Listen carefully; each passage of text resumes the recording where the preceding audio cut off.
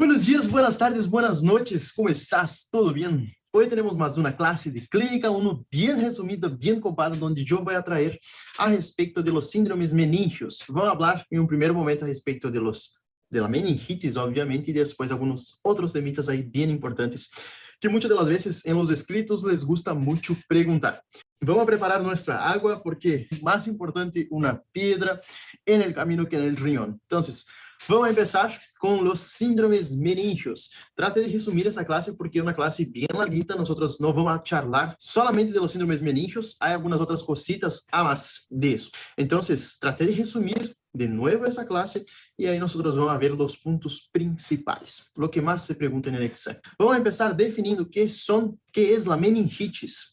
La meningitis básicamente es la inflamación de las membranas de la médula espinhal y el cerebro, o sea, meninges. Usualmente, la causa es una infección diseminada que llega por vía hematógena o por vía de contigüidad, o sea, o llega por vía hematógena, por ejemplo, una causa frecuente es el streptoneumoniae, que generalmente va a ser transmitido por la voz, por la boca, por vía aérea, eso quiere decir, infecta el paciente por vía aérea, entonces esa infección por vía hematógena llega al cerebro y ahí hace la infección, o sea, coloniza, replica y hace toda la infección. Y por contigüidad, básicamente podemos hacer un ejemplo acá bien característico cuando los pacientes tienen un traumatismo craneoencefálico, por ahí cuando no es, que generalmente no es un traumatismo aséptico, o sea, tiene bacterias involucradas y muchas de las veces esas bacterias involucradas pueden infectar ahí las meninges. Otra causa que es muy frecuente y que muchos de los pacientes y hasta mismo nosotros a veces dejamos pasar es a respecto de las sinusitis. Sí, las sinusitis por cuenta que las secreciones quedan ahí acumuladas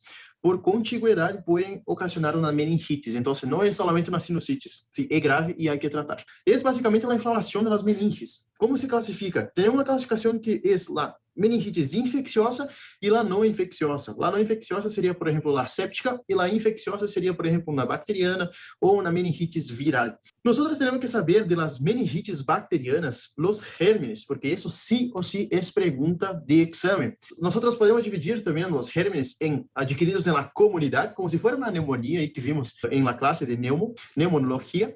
Y también tenemos las meningitis que son nosocomiales, podemos llamar así. Las de la comunidad, el principal y más frecuente germen que va a afectar va a ser el Streptococcus pneumoniae. Hay algunos factores de riesgo que generalmente cuando eles ponen un caso clínico en el choice, generalmente se acompaña de que es un paciente que fuma ou que es diabético ou que já hizo por algum motivo una esplenectomia. Ojo con eso. Cuando dice que el paciente ya hizo alguna esplenectomia, o sea, sacó el vaso, su vaso, por algún otro motivo, ojo porque puede causar o neumonía o meningitis. Entonces, por eso que en esos pacientes que sacaron el vaso, es importante reforzar a respecto de la vacuna del neumococo. ¿Sí? Ojo. Entonces, streptoneumoniae, generalmente el paciente ya viene con alguna alteración ahí, o sea, alguna comorbilidad. Nosotros tenemos otro germen, que ese germen es letal, la Neisseria meningitidis. La Neisseria meningitidis, opa, esse seria el streptoneumoniae, y ahora la Neisseria meningitidis genera una cosita bien en especial, que es a respecto de una formación específica de petequiado en la piel, o sea, el paciente vai se apresentar com múltiples petequias na pele. Vai aparecer uma enfermidade exantemática. Pero ojo en eso. Generalmente la Neisseria meningitidis afecta a los pacientes al inicio de la vida, o sea, hasta niños y adolescentes. El punto es que uma infecção por Neisseria meningitidis vai ser aquele paciente que vai venir em la guardia muitas das vezes com um petequiado na pele e também pode apresentar signos meníngeos. A evolução de Neisseria meningitidis, ou seja, dessa bactéria, sumamente letal. Então, temos que, obviamente, já descartar outras causas desse petequiado na pele para que o paciente evolucione bem, ou seja, para já tratar, se é, por exemplo, uma Neisseria meningitidis, para já começar a tratar. Qual é a característica? E isso é pergunta de exame de oral de choice. Característica do petequiado de la Neisseria meningitidis es que no desaparece a la vitropresión. Poner un vidrio arriba de la petequia, presionamos y esa petequia no desaparece. Si la petequia desaparece, es otra causa, pero si no desaparece, tenemos que sí o sí pensar en una Neisseria meningitidis. La otra bacteria que puede generar una meningitis bacteriana es, por ejemplo, la Listeria monocytogenes. Generalmente, ponen en los choice a respecto de la listeria, hay que acordarse solamente de una cosita. La listeria generalmente afecta a los pacientes o al inicio de la edad o después de los 60 años. Entonces, Listeria monocitógenes, acuérdense que afecta los extremos de la vida. Bueno, y después, o sea, va a dar un caso que el paciente o tiene mayor de 60 años, que es lo que más va a llamar la atención, y lo más frecuente es que, por ejemplo, la listeria sea generada, sea ocasionada en un paciente niño ahí, en las primeras etapas de la vida. Y la meningitis nosocomial, nosotros vamos a tener por el Staphylococcus aureus y los bacilos gram negativos. Nosocomial generalmente está asociada a intervenciones quirúrgicas, como por ejemplo un paciente que hizo una cirugía cerebral, o sea, tuve que abrir la calota ahí craneal, y entonces por una falta de asepsia, tenemos que nos acordar que el aureus es flora normal de la piel, por una falta de asepsia, o sea, por una asepsia inadecuada, se introdujo el aureusito ahí en las meninges del paciente y generó una meningitis. Entonces, nosocomial, acordar del aureus, y bacteriana, sí o sí tenemos que nos acordar del Streptoneumoniae, Listeria monocitógenes y de la Neisseria meningitidis. Acuérdense del petequial. Entonces, nosotros estamos ahí de guarda, viene un paciente y consulta por un exantema petequial. Si nosotros ponemos un vidrio en esa petequia y no desaparece, puede ser una meningitis meningocóxica. Si, por ejemplo, no desaparece, y si hay foco neurológico, alteraciones neurológicas, puede ser una meningitis neumocóxica, y si no hay foco neurológico, puede ser una meningitis neumocóxica, meningocóxica o una por listeria. Entonces, básicamente, estamos ahí de guarda, vino un paciente a la consulta por alterações mentais, ou seja, foco neurológico, afectações de foco neurológico e exantema petequial, temos que mirar se há vitropressão. Se a vitropressão desaparece, ojo que é outra causa, mas se não desaparece as petequias da vitropressão, é na série meningitis, ou seja, meningitis meningocóxica.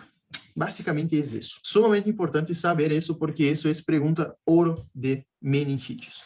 Para saber meningitis, temos que saber a fisiopatologia. A fisiopatologia está toda en ese cuadrito, pero yo resumí para ustedes, ¿sí? Para dejar más sencillo. La fisiopatología, entonces, para ocurrir una meningitis, tenemos que tener bacterias que tienen un cierto trofismo por el sistema nervioso central. ¿Qué es trofismo? Es que le gusta más las células nerviosas que otra cosa. Entonces, esas bacterias llegan por vía hematógena o por contiguidad. La diferencia ya hablamos que hematógena tenemos un foco alejado y contiguidad tenemos un foco cercano, como por ejemplo una sinusitis. Eso va a hacer con que las bacterias lleguen al sistema nervioso central, colonizan, empiezan a reproducirse, o sea, se replican, e aí sim vai começar um processo inflamatório em las meninges. Esse processo inflamatório é sumamente importante porque vai alterar a barreira hematoencefálica e essa alteração da barreira hematoencefálica vai ocasionar uma isquemia, edema e aumento da pressão intracraniana. Então, primeiro temos bactérias com trofismo, chegam ao sistema nervoso central, replicam, generam um processo inflamatório das meninges,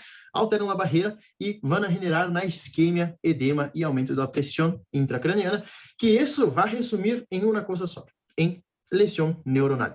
Y si nosotros nos ponemos a pensar un poquito más fuera de la caja, lesión neuronal es sumamente grave, puede generar diversos cuadros con sintomatología neurológica focal o diversa sintomatología y lesión neuronal no vuelve, o sea, no hay vuelta atrás, marcha atrás. Después que ya está establecida la lesión, no hay más que hacer. Entonces, meningitis, sumamente importante saber los gérmenes y también es sumamente importante saber cómo ocurre y qué pasa. Otra cosita que casi me olvido es a respecto de la frecuencia. El más frecuente de todas las bacterias, el Streptoneumoniae, cerca de 50% por ahí. Después la Neisseria meningitidis disminuyó conforme el pasar de los años por cuenta de la vacunación. Después tenemos la Listeria monocitógenes, el Strepto del grupo B. Básicamente, en esa orden sería la de frecuencia, pero el más frecuente es el Streptoneumoniae y después la Neisseria meningitidis. Clínica, sumamente importante, siempre pregunta de oral, entonces vamos a tener que memorizar algunas cositas ahí. Pero de clínica, tenemos una tríada que es clásica de la meningitis, siendo que el paciente va a presentar fiebre, rigidez de nuca y cefalea. Hay un chip que yo encontré en la internet y entonces nos va a ayudar a memorizar.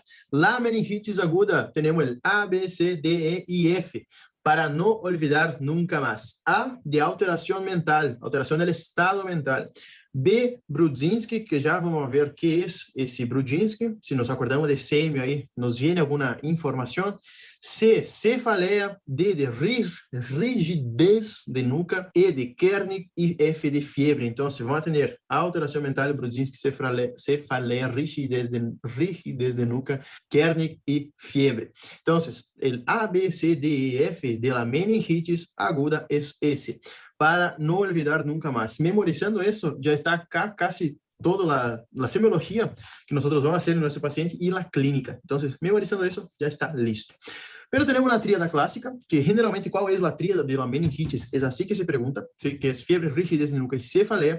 Asociado a esa tríada, podemos tener náuseas y vómitos. Las náuseas y vómitos generalmente son ocasionadas por cuenta de un aumento de la presión intracraniana. Ya vimos antes que por el edema que se forma ahí en el cerebro, muchas de las veces puede generar, entonces, un aumento de la PIC, y esa PIC va a generar náuseas y vómitos. Esses vômitos são característicos de uma pressão intracraniana elevada. Muitas das vezes, quando a meningitis tem uma PIC muito elevada, o que vai ocasionar são os vômitos conhecidos vômitos em chorro. Então, não é sempre que ocasiona vômitos em chorro, mas quando temos uma PIC muito elevada, nós vamos ter os vômitos em chorro. E também pode apresentar o paciente fotofobia. 20 a 40% das convulsões podem ser generadas por conta de uma meningitis, ¿sí? Ojo en eso.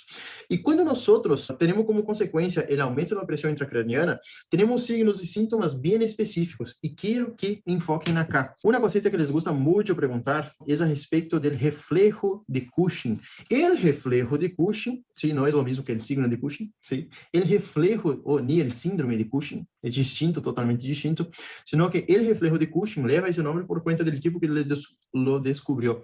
Pero básicamente, reflejo de Cushing es bradicardia, hipertensión y respiraciones irregulares. Eso muchas de las veces pueden preguntar en un oral o hasta mismo en los escritos. Ya vi que preguntar, entonces, ojo con eso. Reflejo de Cushing es bradicardia, hipertensión y respiraciones irregulares. Ojo, porque se pregunta en el examen reflejo de Cushing qué es, y a veces te pone ahí en el caso clínico el reflejo de Cushing para nosotros pensar que el paciente tiene una PIC elevada, o sea, una presión intracraniana elevada. Como clínica, entonces, por lo general es rigidez de nuca, cefalea y fiebre. Además de la clínica, signos meningios característicos. Signos meningios característicos hay que saber, porque eso se pregunta, inevitavelmente se pregunta, y básicamente de signos meningios, el signo patognomónico de irritación meningia es el cuello rígido, o a veces puede aparecer la posición en gatillo de fusil o posición maometana también se puede decir. Donde el paciente flexiona el niño generalmente, que es lo más frecuente que se presente, flexiona los brazos, flexiona los muslos sobre el abdomen, las piernas sobre los muslos y entonces hiperextiende la cabeza. Entonces queda como si fuera un gatillo de fusil. Otro signo muy, pero muy grave, que no digo muchas de las veces, pero que puede aparecer, es, por ejemplo, la posición de descerebración, que es esa posición acá. La posición de descerebración es sumamente grave y generalmente es irreversible. Esa infección ya fue tan lejos, o sea, ya evolucionó tan por cuenta propia, que ahora el paciente tiene signos de descerebración. O sea, es como si fuera una afectación cerebral que el paciente deja de tener el cerebro. Básicamente eso. No es que deja de tener el cerebro, sino que tiene una afectación tan difusa, tan importante, que es imposible. No, digo imposible, porque para Dios nada es imposible, pero es casi imposible de volver a su estado normal. Los signos meningios que hay que acordarse es la rigidez de nuca, gatillo en fusil y el signo de descerebración. Generalmente eso no se pregunta, lo de descerebración. Lo que más se pregunta es a respecto del gatillo de fusil y la rigidez de nuca. Como signos meningios, tenemos que saber algunos, como Kernig 1, Kernig 2, Brudzinski 1, Brudzinski 2. Lo que nosotros tenemos que saber de los signos meningios es lo siguiente. Signo de Kernig 1 y Brudzinski 1 es a respecto de la porción superior del paciente que nosotros vamos a evaluar, y Kernig 2 y Brudzinski 2 es básicamente a respecto de la porción inferior del paciente. Ese signo siempre es pregunta de examen, siempre es pregunta de oral, entonces tenemos que saber. Kernig 1, parte superior, Brudzinski 1 también. Entonces, ¿qué es Kernig 1? Kernig 1, paciente de cúbito dorsal, vamos con la mano hacia atrás de sus espaldas y vamos a intentar levantar el paciente con la mano en la rodilla, con la otra mano en la rodilla. Si nosotros, al intentar poner el paciente sentado, el paciente flexiona las rodillas, Kernig 1 positivo. Brudzinski 1, relacionado também a a porção superior do paciente. Brudzinski 1, paciente de cúbito dorsal, ponemos a mão en el pecho del paciente y la otra sobre atrás de la nuca y intentamos aproximar el mentón del esternón. Al intentar aproximar, además de la rigidez de nuca que el paciente puede tener, va a flexionar las rodillas. Eso es Brudzinski 1 positivo. Kernicke 2, Kernicke 2. ¿Qué es Kernicke 2? A respecto, miembros inferiores, Brudzinski 2 también, 2 es inferiores y 1 es superior. 2, entonces, Kernicke 2 es cuando nosotros intentamos levantar la pierna del paciente y la otra rodilla flexiona, y Brudzinski 2 es cuando nosotros intentamos también flexionar la pierna del paciente sobre el muslo y muslo sobre el abdomen. Entonces, cuando hacemos essa maniobra, a rodilha flexiona, então é signo positivo. Tudo isso que eu estou falando, que quando flexiona as rodilhas, é signo positivo. Signo positivo para irritação meningea, ou seja, possivelmente tem uma meningite. Kernicke 1 e Brudzinski 1 são a respeito da parte superior, e Kernicke 2 e Brudzinski 2 são a respeito da parte inferior do paciente, que é o que nós vamos aí examinar. Como se hace diagnóstico de meningitis? É bem sencillo e prático. Meningitis se hace clínica e líquido cefalorraquídeo. Vamos lá punzar o paciente e sacar líquido cefalorraquídeo. Qual é o ponto? Se pode ao mesmo tempo ser um hemocultivo, porque muitas das vezes, como é uma infecção que pode estar disseminada, essa infecção, nós podemos encontrar a bactéria aí dando volta na sangue, então o hemocultivo é importante justamente por isso. Podemos, somente com o hemocultivo, já descobrir qual é a bactéria. Então, descobrindo a bactéria, já sabemos como tratar empiricamente essa bactéria. E TAC ressonância é para avaliar se há edema cerebral, se há alguma outra afectação. Por exemplo, podemos encontrar concomitantemente a essa meningitis um abscesso ou até mesmo uma sinusitis aguda. Então, temos que tratar de distinta forma e saber o que está diante de nós. Outros estudos que nós podemos fazer é a respeito do PCR. Em casos virais são mais úteis, mas generalmente o vírus vem, hace seu ciclo e já sai. Então, muitas das vezes não se hace por conta do custo, é muito caro.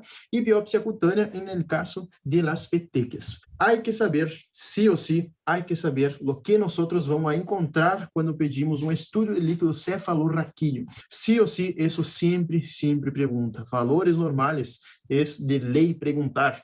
É uma tablita que sí ou sí vamos ter que memorizar, não há outra forma. Para memorizar tablitas, temos um chip que é escrever várias vezes a tablita que nos vai ajudar a memorizar. Então, vamos ler agora a tablita de uma maneira bem rápida, bem prática, para quedar por lo menos 50% dessa tabla. Nós, quando pedimos estudos del líquido cefalorraquídeo, vamos encontrar, vai vir leucócitos, neutrófilos, polimorfonucleares, glucosa, proteínas e outras pruebas positivas. Generalmente vem assim o líquido cefalorraquídeo. Já explico isso de outras pruebas positivas. Mas, basicamente, de líquido cefalorraquídeo, temos que saber que o normal de leucócitos é menor de 5, ou de 0 a 10. Neutrófilos, polimorfonucleares, é de 0 a 20, o normal seria 2, o habitual. Glucosa, de 45 a 65. Proteínas, de menor de 30 miligramas por decilitro, e isso generalmente é o que vem no estudo do líquido cefalorraquídeo. Outras provas positivas são basicamente relacionadas às tinções de grana e também a PCR, porque muitas das vezes quando ele que estuda o líquido cefalorraquídeo vê algo, já pode pedir automaticamente alguma outra coisa. Quando, por exemplo, suspeitamos uma meningitis viral, já podemos pedir um PCR de líquido cefalorraquídeo. Pero, por lo general, há que saber que lo normal é leucócitos de 0 a 10, neutrófilos de 0 a 20, glucosa, ou seja, glucosa no líquido cefalorraquídeo de 45 a 65, é um pouquinho mais baixa que a glucemia, ou seja, o que temos em sangue, e proteínas menor ou igual a 30 miligramas por decilitro. Quando nós temos uma meningitis bacteriana, se inverte o quadro. Nós vamos ter um líquido cefalorraquídeo com leucócitos mais de 500. Pode chegar de 10 hasta 20 mil leucócitos. Ojo, porque é sumamente elevado. Os polimorfonucleares generalmente suelen estar maior de 20 hasta 100. La glucosa, como temos bactérias aí, as bactérias se alimentam de glucosa, então, ojo, porque vai estar entre 0 e 65, pero lo habitual é estar menos de 40. Glucosa, miligramas por decilitro, está menos de 40 no líquido cefalorraquídeo em uma meningitis bacteriana. As proteínas generalmente suelen estar aumentadas, de 40 hasta 500 miligramas por decilitro. E nesse caso, podemos haver tinção de grão, se é um grão positivo, positivo, un gram negativo, y hasta mismo detecciones de antígeno pueden estar positivas. Entonces, ojo, porque lo que más se pregunta es eso. Nosotros tenemos que saber el líquido cefalorraquídeo normal y cuando tenemos una alteración, por ejemplo, bacteriana, porque eso es lo que más se pregunta. Cuando tenemos una meningitis viral, ¿qué va a ocasionar? ¿Qué va a causar? Los leucócitos, y eso es bien importante, generalmente están menor a 500 y no sobrepasan, muchas de las veces, 1000. O sea, quedan entre 0 y 1000 los leucocitos, leucócitos. Los neutrófilos, los polimorfonucleares, generalmente la viral tiene menor que la bacteriana, o sea, entre 0 y 100 igual, pero muchas de las veces está menor de 50. La glucosa en la bacteriana suele estar en un rango de 30 a 65, o sea, ojo porque puede la glucosa estar normal en algunos casos y en otros casos que sea la meningitis viral puede estar disminuida de su valor normal, que es de 45 a 65. Proteínas generalmente están de 20 a 200, o sea, yo para memorizar pensé lo siguiente, normal está el valor. La bacteriana, valores totalmente estratosféricos, en la mayoría de las veces, si es una meningitis evolucionada, los valores van a estar totalmente alterados. Y la viral, generalmente los valores no están muy lejos de lo normal, ¿sí? Yo memoricé así para quedar un poquito más fácil. La bacteriana es la mayor discrepancia que hay entre los valores, pero la viral no. La viral generalmente suele estar un poquito aumentada, pero no es tan así estratosférico como la bacteriana. En cambio, cuando tenemos una meningitis micótica, ou por tuberculose, nós vamos ter leucocitos também que não vão estar em valores estratosféricos, porque miren isso, bacteriana hasta 20.000 leucocitos é muito, muito. E acá não, acá em la micótica ou de la tuberculose, generalmente suelen acompanhar a viral. Neutrófilos, também igual a la viral, sim, menor de 50, la glucemia, la glucosa no líquido cefalorraquídeo, também acompanha como se fosse a bacteriana, e as proteínas, generalmente acá sim, en la micótica, las proteínas van a rangos de la tuberculosis estratosféricos, pueden llegar hasta 1500 miligramos por decilitro. Y ahí nosotros podemos tener otras pruebas positivas, como por ejemplo antígeno del criptococo, tinción ácida rápida. Esa tinción ácida rápida generalmente no se utiliza, ¿sí? Pero el antígeno del criptococo, en algunos casos, sí o sí se usa, cuando sospechamos de alguna causa micótica. Básicamente eso. Entonces, líquido cefalorraquídeo hay que saber lo normal siempre, y cuando tenemos una meningitis bacteriana, que vai estar a níveis estratosféricos, generalmente muita discrepância. Viral, generalmente não tem tanta alteração assim, mas já tem alterações. E lá, micótica ou tuberculose, o que mais chama a atenção é a proteína, que a proteína líquida cefalorraquídeo sube hasta 1500 miligramos por decilitro. Então, isso sí ou sí se pergunta, esse quadrito acá, sí ou sí vai perguntar de certeza absoluta para ele. E acordando que quando temos um paciente com exantema petequial, sí ou sí há que pôr um vidro aí e fazer pressão, vitropressão. Quando não desaparece, temos provavelmente uma Neisseria meningitis, e quando desaparece, não é meningitis. Basicamente assim, bem sencillo, bem prático. Diagnósticos diferenciais. Temos diagnósticos diferenciais de meningitis infecciosos e não infecciosos, sempre acordando do A, B, C, D, E e F de la meningitis aguda. Infecciosos, por exemplo, meningoencefalitis viral. ¿Qué es una meningoencefalitis viral? E quando temos uma encefalitis sumada a uma meningitis. Isso é uma meningoencefalitis. Caso gravíssimo, ¿sí? Porque no tenemos solamente la infección de las meninges, sino que ahora tenemos la infección del parénquima cerebral. Entonces, es sumamente grave. Riquetosis por Rickettsia rickettsii, empiema subdural e epidural e abscesso encefálico. São diagnósticos diferenciais de meningitis. Ojo, porque isso se pergunta. Los não infecciosos no suelen ser também uma pergunta de exame, pero por aí temos que saber. Quais são as outras causas de diagnóstico diferenciais de meningitis? Basicamente, hemorragia subaracnoidea, citostáticos, antibióticos, anestésicos, paraneoplásia, meningitis asséptica, sarcoidose e hipertensão endocraniana. Então, meningitis aguda bacteriana, acordar de diagnóstico diferencial com meningitis asséptica e também as hipertensões endocranianas, ¿sí? Outras causas de hipertensão endocraniana. Como, por exemplo, alterações hidroelectrolíticas do sódio, ¿sí? Pode generar hipertensão endocraniana. Como nós vamos fazer o tratamento de nossa meningitis bacteriana? Sempre, se tem bactéria, há que dar antibiótico. Então, antibiótico terapia de maneira empírica, o paciente ligou, o ideal já, quando sospechamos de uma meningitis, já lhe empurramos o antibiótico aí, porque é uma urgência médica, e sempre, o ideal seria começar o antibiótico a la hora do ingresso. Para adultos, a eleição é ceftriaxona endovenosa 4 gramas por dia. E isso é pergunta de exame. Ceftriaxona 4 gramas por dia é a eleição para meningitis em pacientes adultos. Por quê? A causa mais frequente é Streptoneumoniae, sim? Hay que acordar isso. Aí temos outros pacientes, sim, de idades um pouquinho diferentes, um pouquinho distintos. Quando o paciente é um neonato, vamos dar ampicilina mais cefotaxima. Quando é um lactante de 1 hasta 3 meses, ampi mais cefotaxima, a mesma coisa, ou ceftriaxona. Ninhos imunocompetentes maiores de 3 meses e adultos menores de 55 anos, ceftriaxona mais vanco. Adultos maiores de 55 anos, que tem alguma comorbidade, como alcoolismo, ou enfermidade debilitante, como diabetes, ou essa mesma insuficiência renal, ampicilina mais ceftriaxona mais vancomicina, aí já se agrega um antibiótico a mais, porém risco do paciente imunocomprometido, e se é uma meningitis nosocomial, ou pós-traumática, se ou se acordar dele áureos. Então, se vamos aí tratar com doses de Caravaggio, basicamente. Ampicilina, ceftazidima e vancomicina.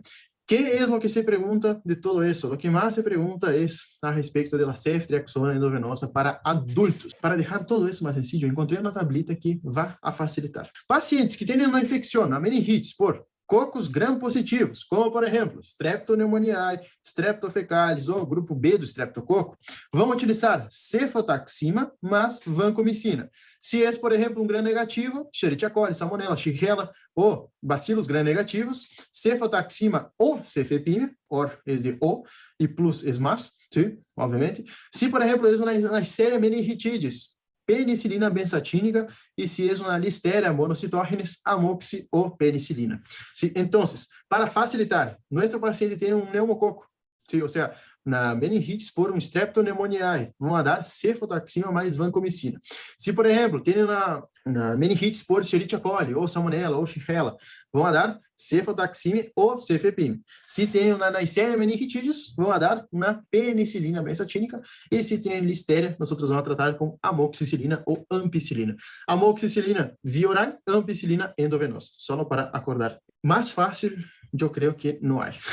Então, se é um strepto, pneumoniae, um tratamento, Escherichia coli, outro tratamento, Neisseria, outro tratamento. Na Neisseria é mais fácil, porque é solamente dar penicilina benzatínica. Ojo, eu tenho que fazer fundo de ojo. Ojo, porque eu tenho que fazer fundo de ojo. Se no fundo de ojo eu tenho um paciente que tem um edema de papila, que vimos em uma outra classe de neuro, se o paciente tem edema de papila, eu não posso punçar, ou seja, para sacar o líquido cefalorraquídeo para enviar ao laboratório e estudar.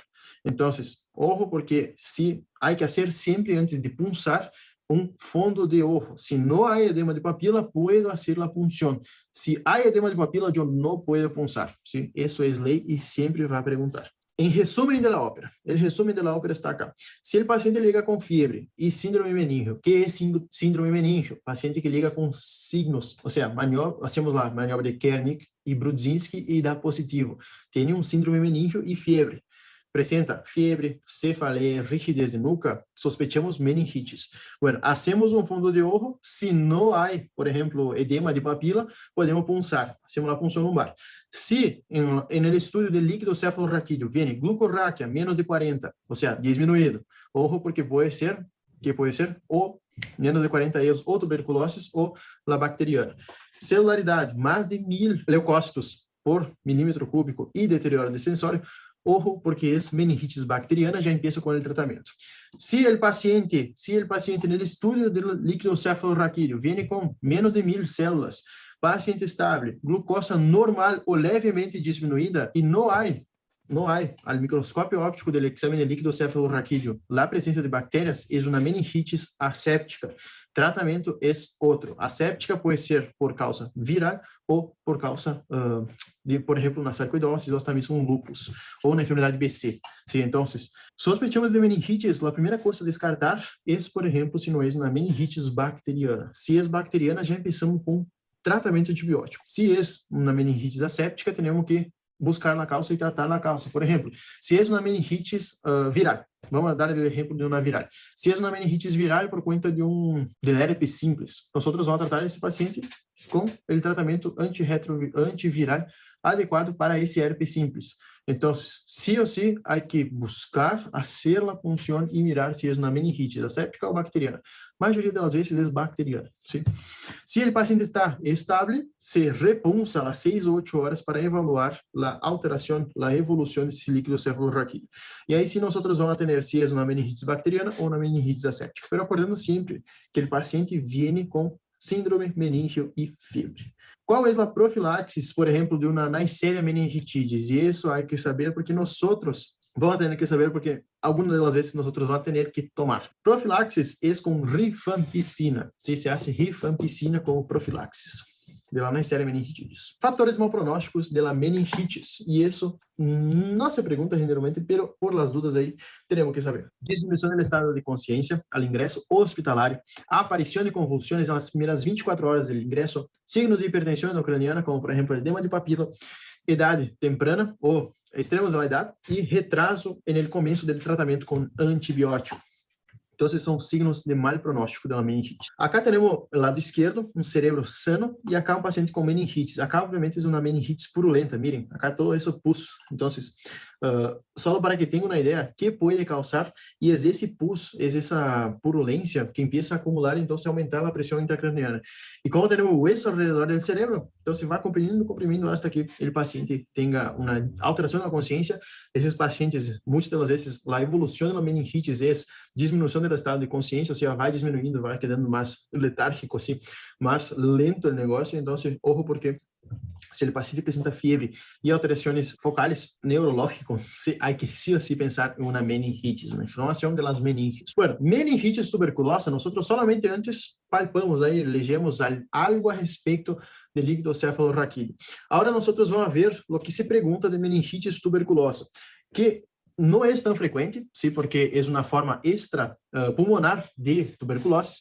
Não é tão frequente, pero por aí se pergunta uma cosita que outra. A meningitis tuberculosa, generalmente 5 a 10% das formas extrapulmonares e é predominante de pacientes já imunocomprometidos, que aí nós não temos uma infecção localizada da tuberculose, essa infecção se dissemina e então pode aí parar no cérebro. Bueno, quais são os pacientes que têm uma predisposição a essa afectação extrapulmonar? São os pacientes ativos e imunodeprimidos. Que são imunodeprimidos? Diabéticos, insuficientes renais, somado todo isso, diabetes, hipertensão, insuficiência renal, todo somado, insuficiência cardíaca, todo isso são pacientes imunodeprimidos, ou até mesmo pacientes imunodeprimidos por conta de um transplante, ou até mesmo porque estão fazendo um tratamento reumático com imunossupressores. Então, os pacientes com meningitis tuberculosa têm primeiro um foco de tuberculose no corpo e depois isso se dissemina. Vão apresentar cefaleia, rigidez, fatiga, sudoração noturna e fiebre incessante, ou seja, o paciente na noite se despierta assim muito mojado de tanta sudoração que tem, fatiga e rigidez de nuca, ou seja, um signo meningio. A líquido cefalorraquídeo, isso é sumamente importante, sim, sumamente importante.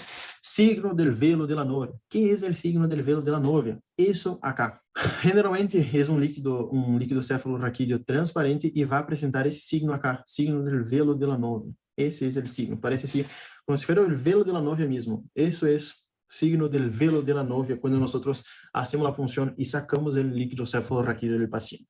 Então, a inspecção do líquido cefalorraquídeo, nós vamos ver signo del velo de la novia, isso é sumamente importante, e depois, como resultados do laboratório do líquido cefalorraquídeo, vamos atender pleocitoses, que generalmente regla a base é de linfocitos, ou seja, o que mais vai ter de células não são os polimorfos nucleares, são os linfocitos, de 10 a 150 células por microlitro. Disminuição da glucosa generalmente queda ao rango de 20 a 40 miligramas por decilitro ou por cento, que é a mesma coisa, em quase 90% dos casos.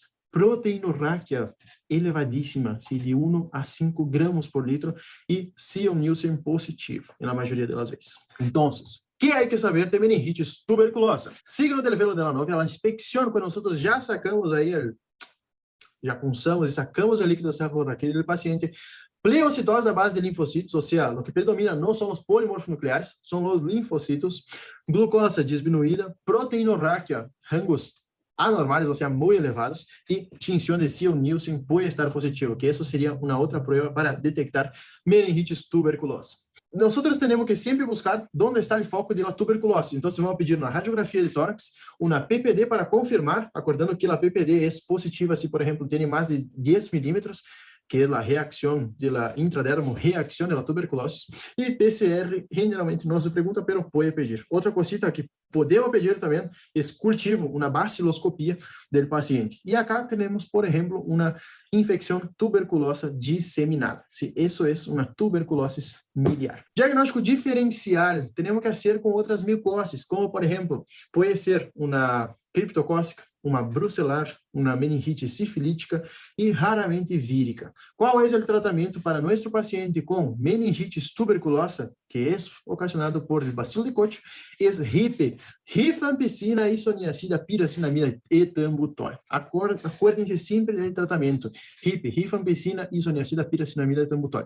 Isso vai perguntar hacia o resto da faculdade. Então, temos que, sim ou sim, saber a respeito da meningite tuberculosa. Vamos agora às meningites virales, passando pantalhaço de las meningites virales ahora. Entonces, raramente es fatal, porque el virus llega, hace su ciclo y sale. ¿Cuáles son los virus más frecuentes?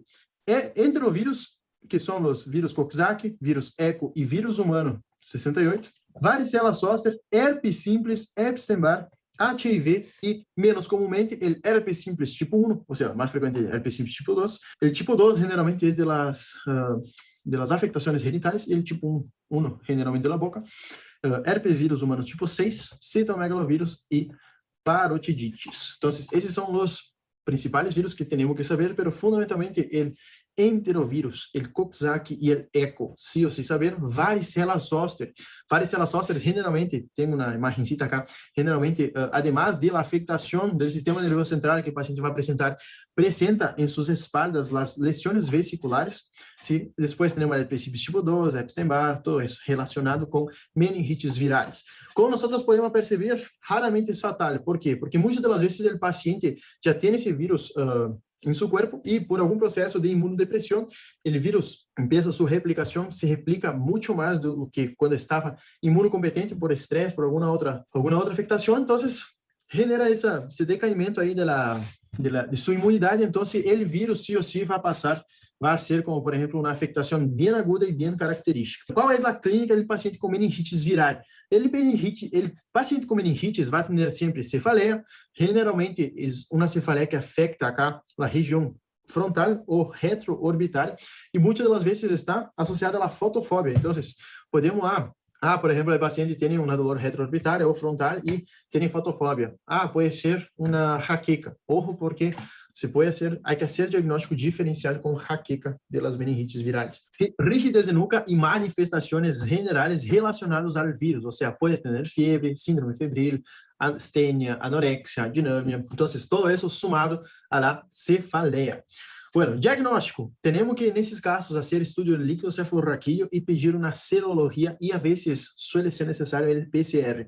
Pero si nosotros vemos ya que el paciente tiene una afectación, un signo focal neurológico, y tiene, por ejemplo, una lesión de varicela zoster, ojo, porque esse paciente pode estar tendo uma meningitis viral por varicela zoster. E aí vamos tratar, obviamente, o vírus de acordo a seu tratamento habitual. Se basicamente é isso. Meningitis viral sumamente fácil e rápido de saber. Vírus vem, hace su vuelta e hace su ciclo, sale e vaza. Meningitis asséptica é outro tipo de meningitis, é como se fosse uma subclassificação da meningitis viral. A meningitis asséptica generalmente se refere a uma inflamação meningea em ausência de uma causa bacteriana, aunque na maioria das ocasiões é causada por vírus. Então, asséptica é uma subclassificação da meningitis viral. Quais são as causas que podem dar meningitis asséptica? E vamos nos recordar de pelo menos umas 4, porque muitas das vezes pedem causas de meningitis asséptica. Sarcoidoses, enfermidades autoimunes como lúpus, vasculites e BC. Essas são todas enfermidades autoimunes. Enfermidades induzidas por drogas, câncer, Kawasaki e essa acá que nem se hablar. Pero basicamente, causas de meningitis asséptica, sarcoidoses, lúpus, BC e vasculite. Sabendo essas 4, bem fácil e já matamos uma perguntita aí do horário. Bueno, então, vimos toda a parte aí de fisiopatologia das meningites bacteriana, meningites viral, meningites tuberculosa, meningites asséptica. Isso é o principal de meningites. Obviamente que há algumas cositas a mais que sí ou sí temos que saber, pero lo principal assim para ir ao oral, para saber el básico del básico es eso. Siempre se pregunta los gérmenes y las causas. Y obviamente, cómo nosotros vamos a diagnosticar nuestro paciente con meningitis. Acuérdense siempre que clínica y exámenes laboratoriales, siempre clínica. La clínica es soberana. Cuando nosotros tenemos una rigidez de nuca, un Kernick 1 o 2 o Brudzinski, gente, rigidez de nuca, cefaleia, febre, no puede faltar en la hora de decir en el horario. Ahora, vamos a tomar una agua. Tranqui palanque, estou um pouquinho acelerado, eu sei, pero es para el bien. Não quero tardar muito com essa classe. Encefalites, então. Vamos às encefalites. Que é uma encefalites? É uma afectação do parênquima cerebral. Enfermedade severa que implica no compromisso inflamatório do parênquima cerebral. Ou seja, não está acá arriba, está no parênquima, está dentro do cerebro, basicamente assim. Quais são as causas? Em imunocompetentes, generalmente suele ser por varicela zoster, herpes simples e Epstein-Barr. Aí temos umas epidemias por arbovírus. ¿Sí? As principais são o alfavírus, que é o vírus de la encefalitis equina, e la encefalitis de San Luis, que é flavivírus. Generalmente isso se pergunta no escrito, em los orales, generalmente isso não se pergunta. E algumas coisas a respeito do puntiavírus que dá uma encefalitis por conta do vírus lacrosse. Generalmente, isso se pergunta em los escritos, em los orales não se pergunta. Então, como havíamos visto antes, encefalitis mais meningitis, ou seja, sumado a uma meningitis, teremos uma meningoencefalite. Encefalitis mais a afectação da médula espinhal, teremos uma encefalomielitis, e uma encefalitis mais a afectação das raízes nerviosas, teremos uma encefalomieloradiculitis. Por aí, pode ser pergunta, isso sim, pode ser pergunta de horário. ¿Sí? ¿Qué es una encefalomielitis o qué es una meningoencefalitis? Y ahí hay que recordar que si es meningoencefalitis, meningitis más encefalitis, si es una encefalomielitis, encefalitis más afectación de la médula espinhal. Entonces, eso sí puede entrar en el examen. Pero relacionado a las causas de encefalitis, lo que más se pregunta es a respecto de varicela zoster, Epstein-Barr y herpes simples. Sí o sí hay que saber la causa y hay que saber que encefalitis es una afectación del parênquima cerebral. ¿Cuál es la clínica? Se nós nos ponemos a racionar, utilizar as neuronas um pouquinho, obviamente que se é vírus, vamos ter uma afectação viral, ou seja, uma viremia. Essa viremia generalmente vai causar um estado febril. Então, o paciente vai apresentar, e se esse estado febril tem o início neurológico, então se tem cefaleia, qualquer coisa que ácido da cabeça da cefaleia, qualquer coisa que afecte o encéfalo da cefaleia, alteração do estado de consciência, cambio de personalidade, isso é o que mais chama a atenção. De la nada está falando pavadas e estado psicótico.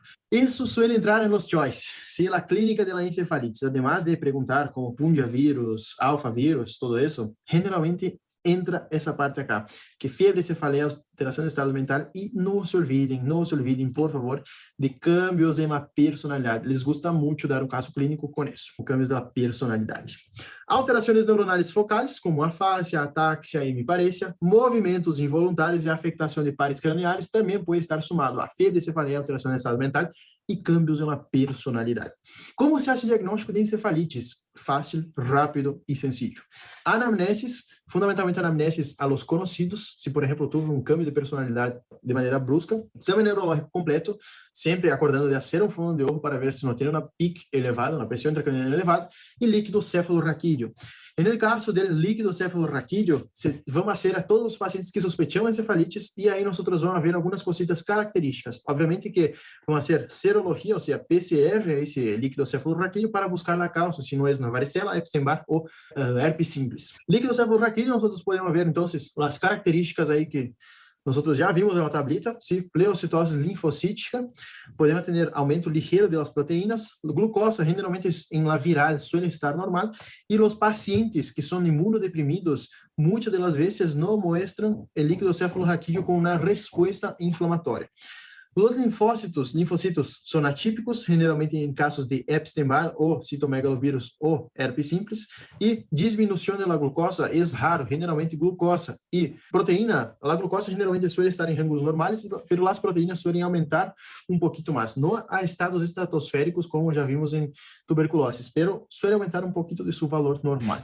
Então, Vamos hacer PCR en líquido cefalorraquídeo, si es el de elección para, es el primer test lo de elección que nosotros vamos a utilizar para detectar infecciones virales, y ahí nosotros podemos hacer otras pruebas serológicas y detección de antígenos. Lo más importante de diagnóstico es eso, una anamnesis completa, un examen neurológico completo y un líquido cefalorraquídeo con PCR. Eso suele ser lo suficiente para diagnosticar encefalitis viral. Ressonância magnética nos vai ajudar al diagnóstico. Sempre temos que comparar os dois hemisférios da cabeça, do cérebro do paciente, ¿sí? E nos vai dar informações a respeito também se não há, por exemplo, uma herniação ou alguma outra afectação, como, por exemplo, pode aparecer concomitantemente um abscesso cerebral. Então, ressonância, sim ou sim, nós vamos utilizar para diagnóstico de encefalite. E o tratamento é tratamento antiviral específico, ou seja, vamos fazer um PCR em líquido cefalorraquídeo. Se tem um Epstein-Barr, vamos tratar o Epstein-Barr. Se tem um herpes simples, vamos tratar o herpes simples, pero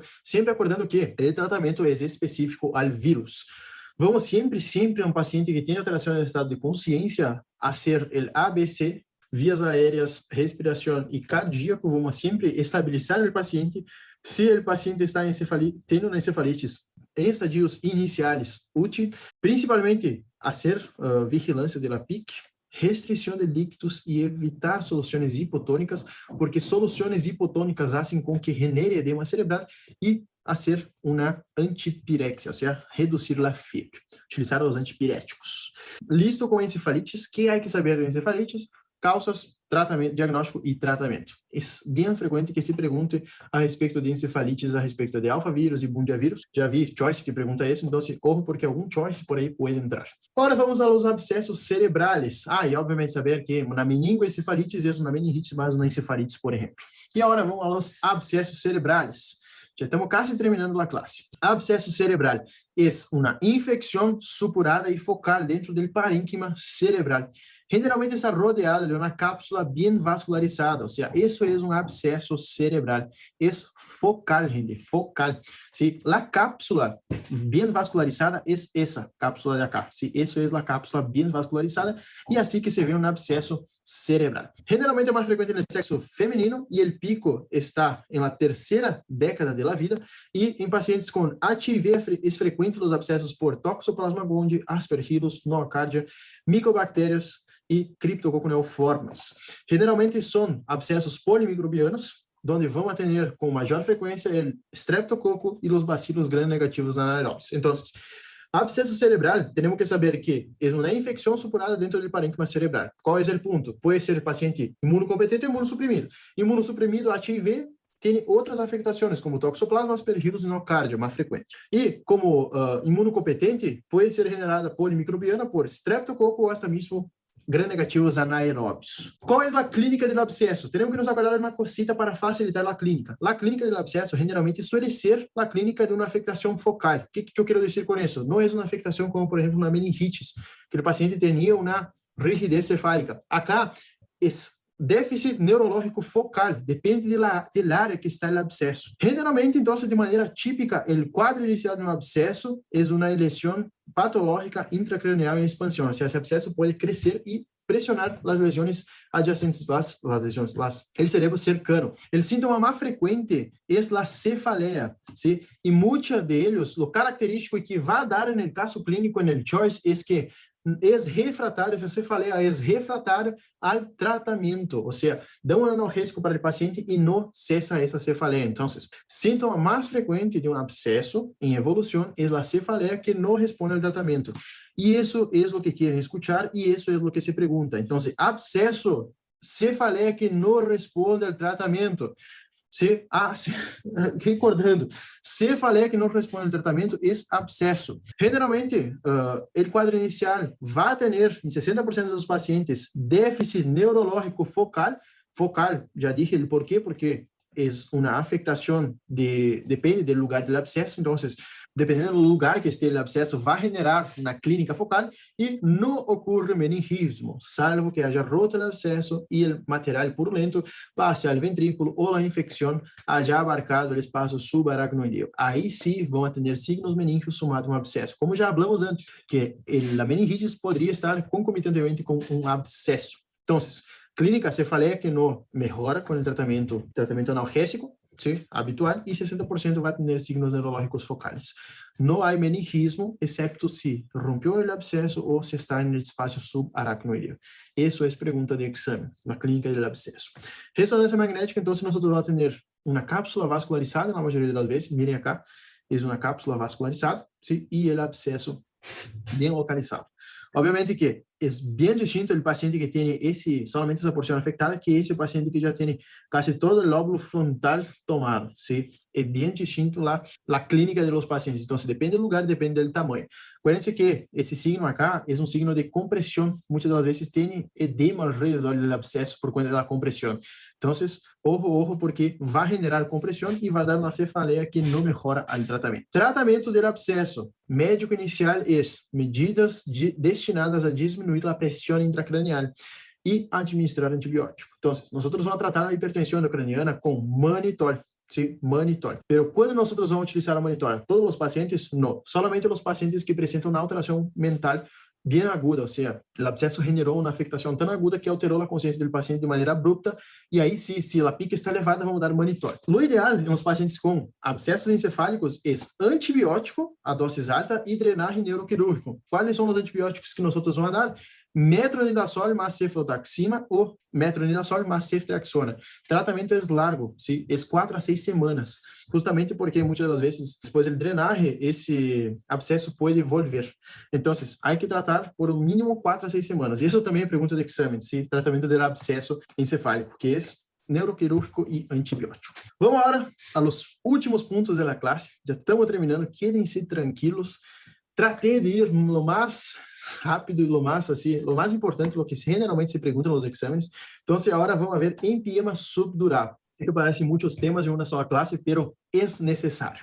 Empiema subdural. El empiema subdural siempre se pregunta y es una supuración entre la dura madre y la aracnoides.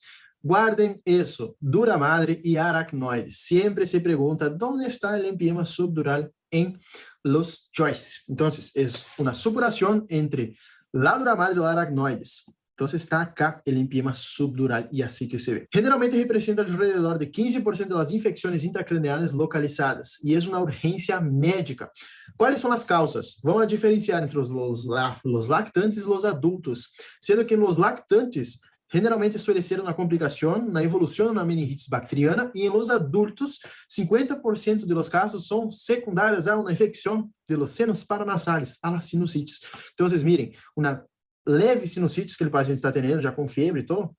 Esa semana acá, estaba ahí acompañando en el hospital, que era en mi ciudad, y entonces apareció un tipo ahí con sinusitis. Imagínense si deja evolucionar esa sinusitis. Ya tenía fiebre, ya tenía secreción con sangre, entonces ya estaba ahí en un estadio, ya estaba evolucionando. Imagínense si no se trata de ese paciente de manera adecuada. Ese paciente puede evolucionar a un empiema subdural, entonces su dolor de cabeza no va a ser solamente una secreción nasal, o sea, poca secreción mucopurulenta, sino que va a ser un empiema subdural. Entonces, ojo, lactantes es secundário na meningitis e nos adultos é secundário a sinusites. Isso é pergunta de exame. Hay que saber sí ou sí. Sempre se pergunta em empiema subdural. Qual é a clínica? Clínica também se pergunta, obviamente, que é fiebre elevada, cefaleia intensa e generalizada e vômitos. Dentro de algumas horas ou vários dias, vai aparecer uma alteração de seu estado de ânimo, o paciente queda mais irritado, somnolento e pode apresentar alterações focais. E os empiemas de la convexidade, ¿sí? Produzem hemiplegia contralateral e afasia, se se trata do hemisfério dominante, e os empiemas interhemisféricos, que é acá, nós vamos ter parálisis de predomínio em la extremidade inferior e distal e respeita la cara. Isso não se pergunta. Sí, isso não se pergunta. O que se pergunta é fiebre elevada, cefaleia intensa e generalmente vômitos. Presenta concomitantemente e a alteração de seu estado normal, ou seja, queda mais irritado, sonolento e pode apresentar alterações focais. Pero as alterações focais dependem se é de la convexidade ou se é interhemisférico, convexidade acá, ou interhemisférico, sim? Isso vai depender. Como se faz diagnóstico? Ressonância magnética. Acá puse o mesmo, pero esse é um abscesso, não é um empiema, perdão. E o tratamento del empiema é basicamente cefalosporina de terceira geração, vanco e metronidazol, antibiótico de maneira empírica. O tratamento é por menos de 4 semanas depois da intervenção quirúrgica, ou seja, como é um empiema, temos que drenar esse pus é drenado e então se sigue depois com o tratamento antibiótico, o drenaje del pus, generalmente o paciente melhora de maneira rápida, ou seja, a sua clínica melhora de maneira rápida, porque já não tem mais esse pus, essa geleia, essa gosma aí comprimindo o cérebro, e para controlar a hipertensão intracraniana, como sempre, podemos utilizar o mannitol e a dexametasona. Dexametasona é para reduzir a inflamação generada por esse pus, então se pode ser útil para reduzir a pique. Último tema, e prometo que les vou deixar tranqui. Abscessos epidurales, sim? Abscessos epidurales. Não é subdural como vimos antes, é epidural. Então, está entre a dura madre e o crânio, ou dura madre e a coluna vertebral. Casi sempre bem delimitada e acompanhada de osteomielitis focal. Então, abscesso tem essa palavrita acá sumada, osteomielitis. Miren como el absceso epidural come el hueso, por así por decir, ¿sí? Entonces, absceso epidural es dura madre y cráneo y tiene osteomielitis focal. Se tem osteomielitis, já podemos pensar qual é a causa. Generalmente, a causa, ¿sí?, é similar ao empiema subdural, pero ocorre como complicação de uma craniotomia ou uma fratura cranial composta. Ou seja, a causa é aureus, muitas das vezes, do abscesso epidural. Entonces, eso es pregunta que es entre la dura madre del cráneo o la columna vertebral y es la complicación de una craniotomía. Eso generalmente es la pregunta que suele ser acá. ¿Cuál es la clínica? Clínica es fiebre, cefaleia, rigidez de nuca, convulsiones y déficits focais, porque imagina la presión quando se acumula muito pus acá, imagina a pressão que vai generar no cérebro. O diagnóstico é ressonância e o tratamento é antibiótico e drenagem. Então, abscessos epidurales, empiema subdural, generalmente pergunta onde está localizado e diagnóstico e tratamento. A clínica, obviamente, é um pouquinho mais generalizada entre esses processos, pero há que saber, sí ou sí, esses pontos clave que nós estamos hablando aí na classe. Bueno, gente, les dejo essa classe maravilhosa. Creio que deixei o mais sencillo possível para que todos vocês entendam. Qualquer dúvida me podem escrever, si estou acá para qualquer coisa. E, bueno, muitas bendições a todos vocês e nos vemos na próxima classe. Adiós.